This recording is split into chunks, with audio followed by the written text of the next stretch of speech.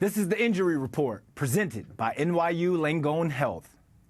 Giants rookie running back Tyrone Tracy Jr. ran himself into a starting role, but he suffered a concussion in Monday night's loss to the Steelers. So in today's injury report, we're talking with Dr. Julia Iafrate, a sports medicine physician over at NYU Langone Health. Julia, what's going on? How you feeling? Or Dr. Julia, how you doing?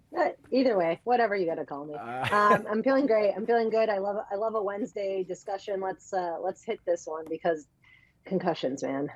Yeah, when you say let's hit this one, no pun intended. These concussions I suffered too during my professional career. So a lot of people, fans, don't know what concussion protocol involves. Can you break that down for us? And what are doctors looking for throughout the process?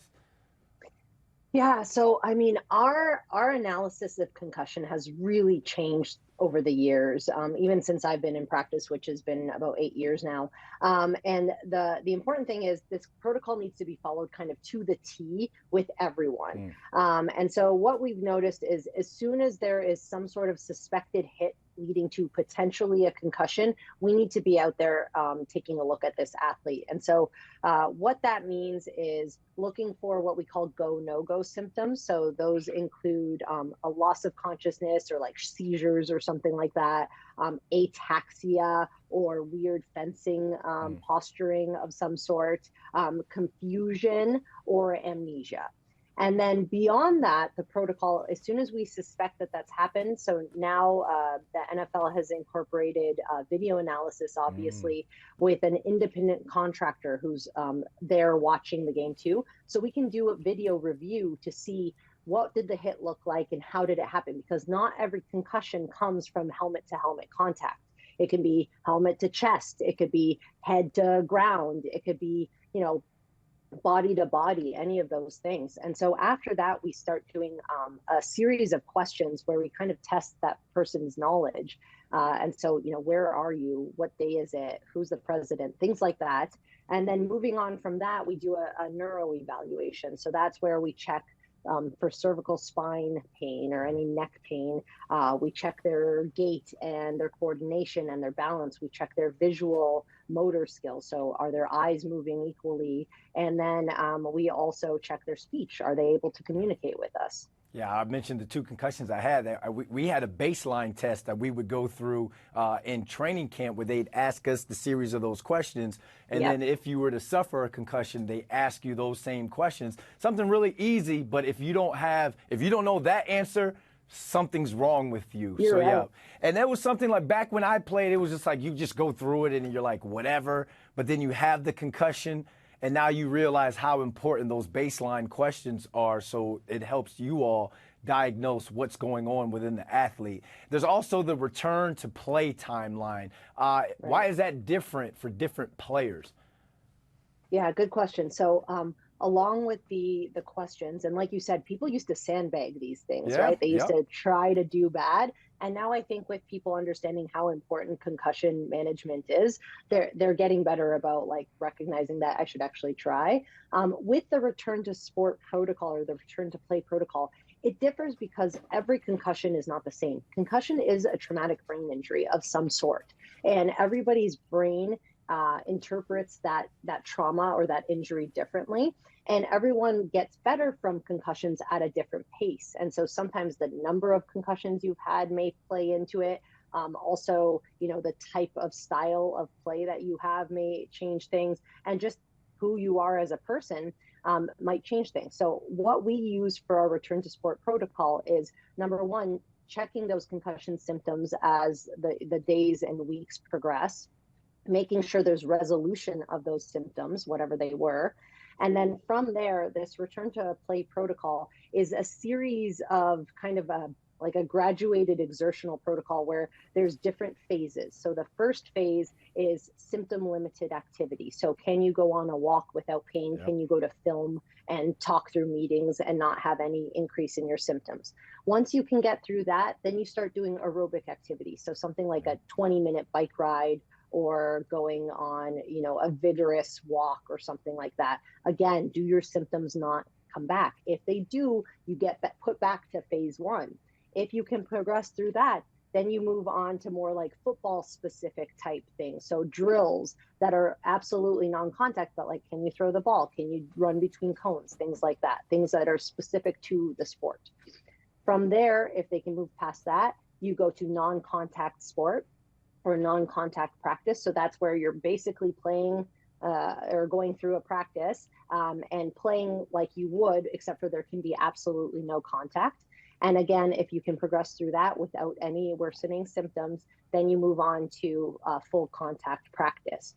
As long as you can get through that, then every athlete needs to be cleared by the team physician, by the club physician.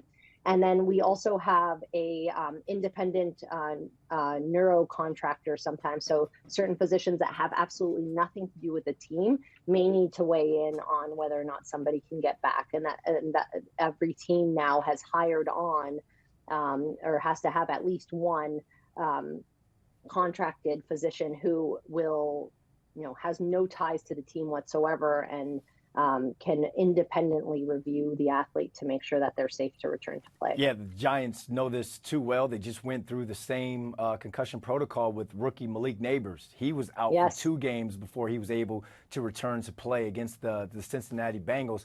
You mentioned there are different types of concussions, and you also mentioned like if it was his first or second or either one or more. So does anything about the process change if this is Tyrone Tracy's first concussion versus if he's experienced, let's say, one or more throughout his career?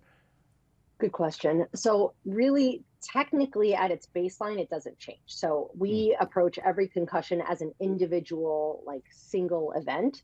But if somebody has had multiple concussions in the past, we do pay really good attention to that. We look at their timeline to healing. We also look at, are they having any residual symptoms that don't seem to be going away? Or does every concussion seem to affect them for a longer period of time? Because that might weigh in on how we manage that. The other important thing is what kind of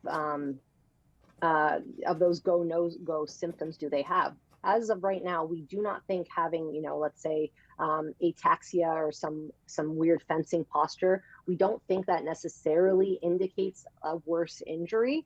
However, there's the question of how related is that to their long-term brain health. We don't know all of those answers yet. So we do maybe take a little bit more of a diligent approach when somebody's had multiple concussions, especially within, a year or a recent couple of years. Well, the NFL and doctors are doing their jobs in terms of the preventative part of it with the guardian caps. I know a lot of people don't like the athletes wearing that, saying they look soft, but they're helping. They're helping, and it's mandatory for NFL linemen to wear knee braces to protect their knees in the trenches. Do you think that the NFL should mandate the guardian caps? I think it's interesting. The guardian cap's been around since about 2015, and it's gone through a number of changes in terms of making it fit a little bit better, making the straps a little bit stronger so that they can actually stay on the head. Honestly, I don't think anybody who plays football is soft in any way, shape, or form, and implying that this guardian cap makes them soft is kind of ridiculous. At the same time, I think probably, yes, we should be having them, but I don't think the literature is completely there yet. So some of the NFL research has said that there's about a 10 to 20% decrease in impact force with the guardian cap. So of course, wearing them during training only makes sense. Wearing them during practice only makes sense, right? The question I have that I don't think we've answered yet is, number one, does it decrease our risk for the number of concussions we get? Does it decrease the risk of CTE in the long run? We don't actually know that answer yet. And number three, is it making people feel too safe, and are they playing more aggressively because of it? Do you start thinking, oh, I have my guardian cap on, so therefore I can kind of make bad choices? And that should not be something that we bank on because it's still not better than playing smart football. Wow. Love it. Absolutely love it. Thank you for breaking that down. This has been it's going to be an ongoing conversation because I feel like concussions are not going to leave this sport. It's a violent combat sport. And when you say, like, it was funny when you say, like, I don't think NFL people are soft. We had a shot of a 6'4", 330-pound person right there. So it's like tell him he's soft, you know, Yeah, if exactly. they feel like that. But doctor, thank you for coming on with us and breaking this down for us. Anytime. Absolutely. It's always a blast coming on with you, Brandon.